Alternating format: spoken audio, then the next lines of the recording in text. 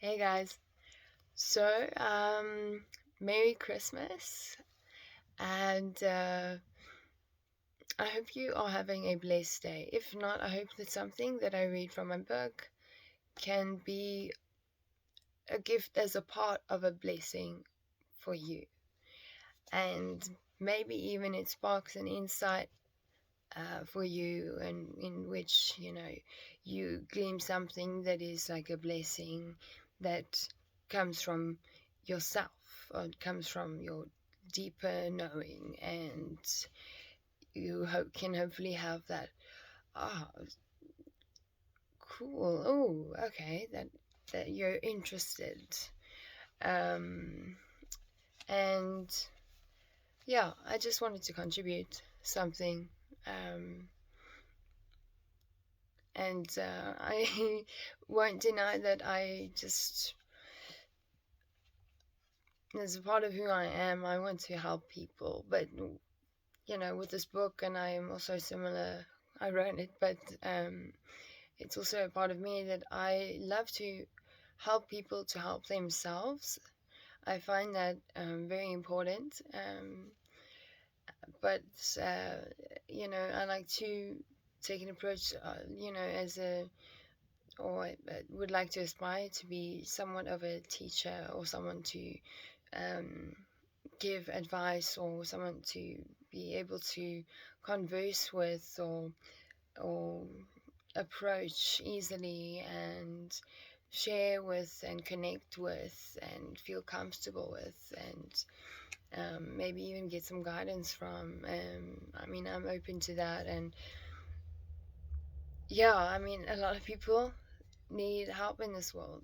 Sometimes it's actually, I just find like nowadays, um, it the there is something special about one person to another, reaching out, and extending a hand to help, out of just simply identifying there's need. And that's like of a giving nature, and it's not out of bad intention. It's not to get something. It is genuine, and it is good, and it is also a response to, oh, I see needs, and how can I do something to help to meet those needs, or to help to teach others how they can possibly meet those needs. If I can't, or help others see in a way that perhaps they didn't see before, and then they can realize that they already have what they need. There's lots of ways that one can um, be of service, I guess, of humanity, I think. But maybe that's too broad. But I think I love people. I love life. I think that, um, and I love love, and I think that everyone deserves that, and everyone deserves help, and everyone. I mean, I don't discriminate. I don't like to put those kind of boundaries in between me and another being. And even though I do use my judgment to be cautious and safe in the world, of course we have to, and I have to be responsible and things like that. And that's what I always try to do. um, and anyway, just getting back to my point, I don't see harm in actually trying to do something, even if it's subtle, to help others. Um, and I can say that it really does. And it's funny because it's like it's when you don't expect it, and it really does come back to you, in a different way. And I don't like the word rewarding, but because it's not like, I think a small part of you does it because it makes you feel good. Well, that's what a lot of people say. I don't think that's well said, but it's something that I guess is a well-known phrase. Um, but and I guess I can agree with that. But it's not of a selfish intent, though, is what I'm trying to say. It's of uh, caring. I care, and I don't just care about myself. I'm aware of myself. I'm aware of other people, other beings, and we all, you know, I care about me. Why can I not care about you? And I guess right now I feel I don't really need to explain it further. I think that maybe it's just part of who I am. It's sometimes hard, uh, and it's sometimes weird for other people. I've sometimes gotten like strange responses, like why are you doing this? Why are you helping? Why do you care? Um, or how can you care? Like there's some people just so they have such lack of that in their life, that it is like so foreign to them, and that is something that I really, I really, both know and I also see, and if I can be a part of bridging some kind of gap, um, or contributing to lessen the lack of feeling not like feeling care in your life. So basically, if I can do things that I'm capable of in the way of trying to help people with good intention and because I care, um, uh, it is to try and give meaning, try to um, meet needs in a way that is sort of repeatable, or in a universal way, like but I know that I can't help the whole universe, and maybe I can only help one person. Maybe in my life I've only helped 10 people truly. I will never fully know, and the ones I do know about is people who have told me, and shared with me, this helped me and I learned this, and this is what I have to say to you. Maybe it's of help to you. And it's this whole togetherness, and there's something beautiful in that. And we're not meant to walk around all alone and isolate and things like that, all alone, you know. And I really feel for you if you do feel alone, and if you do feel lonely, and if you do feel like, what's the point? It's okay to feel that way. Just remember that your feeling doesn't determine who you are. That you are more than your feelings, and that you have potential to feel other things and to feel bigger things that are good and beautiful and that are contrasting to the things that might not feel so good and that maybe you feel right now, and that you think that that is who you are and that's what you deserve. Take deserve away from it. um it's and that maybe you're thinking, and you hate life, and you think, oh, life did this and that to you, and you're gonna sit down and just dwell in your emotion and anger, and inside that really doesn't feel good, and you're unhappy and you want to ask for help, but you're stubborn and you maybe don't know how. um and it's amazing, like other people can see that um in you, and maybe they want to try and help, but maybe you're closed off, um, and or maybe someone will come along or someone will say something that gets through to you in a way that you kind of realize something about yourself, and um, you can see the value in that, and that is you sort of meeting some kind of um, part of you, which is part of the potential of who you are and who you can become. And that is of life, and that is of love. And, I want you to feel loved. I want you to feel that you're worthy of love. And I want you to know that you don't need to write yourself off from life. You can deem yourself as worthy. I mean, you have your body, you have this life, you can live it. You can decide to do that. And, it's not like everything in one go. Many good things in life take time. And you know what? Those things that take time might be hard work, but it's worth it. So if it's worth it, what can I say? Um, it just adds meaning. It just adds meaning. And that is essential to your being and to your experience of life and to others. We are all here together. And yes, I'm saying we. all of us. When I'm talking to you, you're included in what I say is we. And yeah, I'm just gonna jump right into this. I think I've talked too much in this intro. Yeah. Okay. An inner bond which cannot be broken could sometimes be ignored, but it remains with you throughout your life. When in doubt, use your gut. Another gift, something that has always been here and has consistently proven itself worthy in times of need, is one's gut.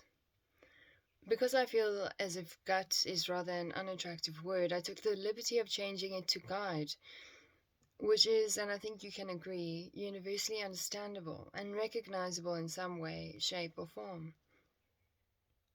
Some perceive their guide as God, a higher power, a little voice in the head, or even their own basic intelligence. They all provide survival instincts when one is in a state of confliction. I've never heard of anyone who has never had a gut feeling. Although now I can say that, I mean, this is 10 years later now, and I was saying that then. And nowadays, I think that has changed. That a lot more people feel or just are, because they are not aware of a connection that can be made, or what they can be made aware of, which is their gut, or they don't know how to connect with that inner knowing. And I see that as a problem in the world that I believe can be solved. But there's a time pressure on that, and life is life, and a part of life is death, and that is sad, but it's not what you live for. You don't live to just go to die. You live to live, and you just know that you're going to die someday, and that makes your life even more precious. And sometimes you're kind of just trying to survive, and you don't really know how, and what's really important is to not give up. And what's really important is to try and ignite that passion or desire that you want more than that. You want more than what you have. You want more than bad feelings. You want better feelings. And I think that there's something in what I'm saying which is about seeking that which is good, to identify and to see that and to want to go after it, at least in your mind, if you can think about it in that way. And again, it goes back into I think there's a huge meaning crisis in the world. People are almost cut off, and some people die without knowing, the goodness and beauty of life, or with having a meaningful life. And then on the other hand, a lot of people already have awakened and realized that and are living it. And I think that's really great. And those are examples that that's possible. And then there are people that are, and this is where I really, really care, because this is the problem. And it's a lot of young people as well, and to different ages. It's not, like, uh, actually, it's not like particularly exclusive. It's quite a broad problem.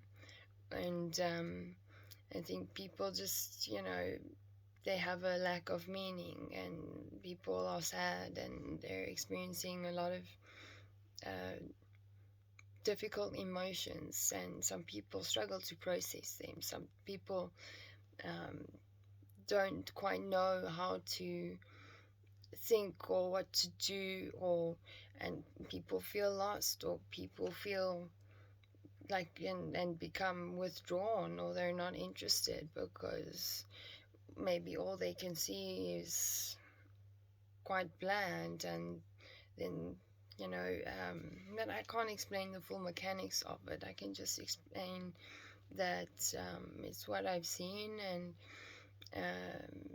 And yet also at the same time, I also see the potential of people. Whenever I meet a person, I try to look them in the eyes, and in the conversation, even if it's 2 minutes long, even if it's a couple of sentences back and forth, I always try to say something, or um, have a gesture, or connect with them in a way that, I don't try to purposefully like dig out that spark in another person's eye, but I try and seek to see that, and through a connection. And I hope that makes sense to you, that seeking that spark, or whatever, seeking that light, or a light bulb. You got to switch the light switch. You got to maybe feel around a little bit in the dark, try and find the light switch.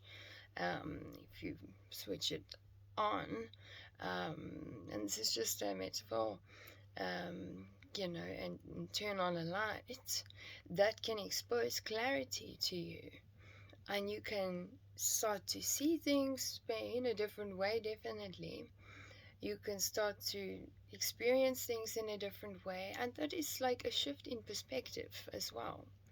So sometimes it's good to take a step back and think, i'm gonna I'm gonna look at, and I'm gonna observe, and I'm gonna see. And that's also a good practice, to sort of take a break, have a breather from thoughts that are parasitic. And yeah, it's also somewhat of a nurturing, um, a natural nurturing kind of thing to do. And I think, I want to say, don't be too hard on yourself. Give yourself a chance. Breathe. Take a breath. Take a couple of breaths. Go sit outside. Look up to the sky. See what you can see. So I'm going to give you that as a practice to do. Every time you can, you get up and you motion. So you make some movements. You do something. You initiate an action. And try to aim to go outside, to look up, and look up at the sky, and try and see what is there. And it's amazing. It's really amazing. I love doing that. It's a lot of people I know love doing that, because you never know what you're going to see, but it's of the sky. And because you action and motion towards that, and your posture kind of goes like this, you become open, and it's quite fascinating. And that feeling is good, or it can become a really great feeling over time. It can take 5 minutes. 5 minutes every day, you do that. And hopefully you start to feel a stillness inside, and maybe a calmness, or maybe a sense of wonder, or a sense of inspiration, spark, connection to you, hopefully to you, or to, if I even put it milder, um, to nature, to the world, to not even that, to something more. There's something more. To explore that and to think, I wonder what that is. I wonder what could it be? Could it be, you know, and consider and think, and that sort of wondering, and that sort of notion of that you don't know, and you know that you do not know, but you seek to know because you have that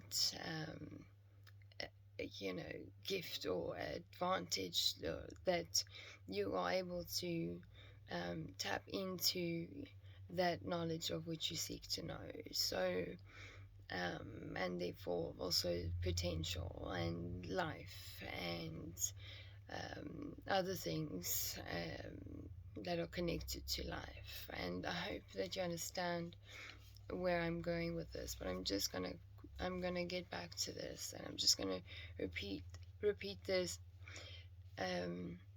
Some perceive their guide as God, a higher power, a little voice in their head, or even their own basic intelligence. They all provide survival instincts when one is in a state of confliction. I've never heard of anyone who has never had a gut feeling. And now I am. And now it's time for those who can to assist others and guide one another and teach one another and connect to one another and establish that basis for that gut guide, higher state of consciousness awakening, anything that is really truly meaningful and has a resonance and has good vibes to it. It makes you feel like you belong. It makes you feel like you can go on, and it makes you see. It can let you see the beauty of life. So just know that if you're cut off, there's not something wrong with you. It's maybe possible that all you need to do is just step back and see things in a different way. Or maybe just wake up. But or seek to just broaden your eyesight a little bit more. Get some perspective, and I really hope you see that you are part of something beautiful, and the fact that you are, and that you are here now, and that you can be, and that you are a being, and that you can breathe, that you are able to breathe. What a gift that is. That is a blessing. That is a blessing, and is essential to you being. So if you can do that, you need to realize the beauty of that function. Wow. I mean, it's like, that is so like life. I used to be a lifeguard, and so I'm I've got my first aid qualification, and I've swum out to sea. I've done CPR, which is essentially, it's like, now included in CPR, you're breathing air into another person, like a breath of life, because that's essential. If a person is not breathing, and to try and get, and they're unconscious, to try and get them to get air into their lungs, try and get them to start breathing and their heart to start beating again, or and so sometimes even their heart is beating, but they're not breathing and they're not conscious, and and that can be quite problematic.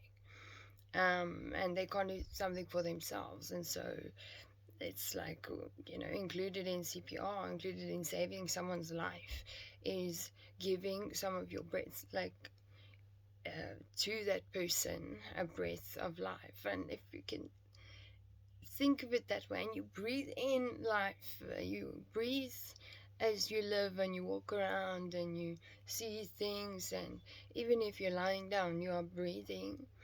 If you just become aware and just focus on your breath and think, wow, breathing is a really amazing thing. Breathing makes me alive. Wow, I didn't make breathing, but I can breathe. Other people can breathe. That's what makes us alive. We can even breathe into one another to save a life. When a baby comes out of the womb, that cry that you hear, maybe think of it in that terms, um, that sort of burst into, and then that cry, and that baby must then breathe on its own, and they go, and sorry, that was weird, but they start to open their eyes, and they're like, what is this? And it's like a fresh take, a fresh look, even like a rebirth, or letting what doesn't serve you anymore, what is irrelevant, and basically meaningless, what you've been holding on for too long, that you must let go, so that you can grab hold of the next thing to pull you forward, or that you can have a free hand to be open and to engage in things, or to, just to gesture, or to just give yourself a flippin' pat on the shoulder and say, I'm still breathing. I can breathe. I'm still a being. I am alive. I can see that. I can acknowledge that. I can be grateful for it. And so with the practice, 5-minute practice every day, apply that, and practice gratitude, just with your breath and what I've said to you now. So I'll quickly finish this up. There is without a doubt a guide in all of us. One simply cannot deny its existence. It presents itself diversely and is able to communicate to each and every one of us, no matter what language or ability. Our guide is one of the most powerful universal gifts we all share. One can be solaced in the fact that this guide will always be present. When facing uncertainty, and especially when all else fails, it will always be there to assist you if you should need it. Always. Your guide is an incredibly useful asset. It is a fundamental connection to your inner spirit. This bond cannot be broken, it cannot be sent away. It is a permanent backup plan built into your natural system. Granted, sometimes it is exclusively disregarded, but then lessons are learned. So win-win. It is much like instinct, invisible, but one knows it exists. One is distinctly aware of it. Or maybe you're not yet aware of it, but you can be. So when you feel you have nothing to rely on, you actually do. We all have a guide. Remember that. When in doubt, go back to the basics. Use your guide. You may find it helpful to use it as an aid of some kind. Keep your guide up your sleeve. You never know when you might need it. With the right intention, it may become your most trustworthy incentive.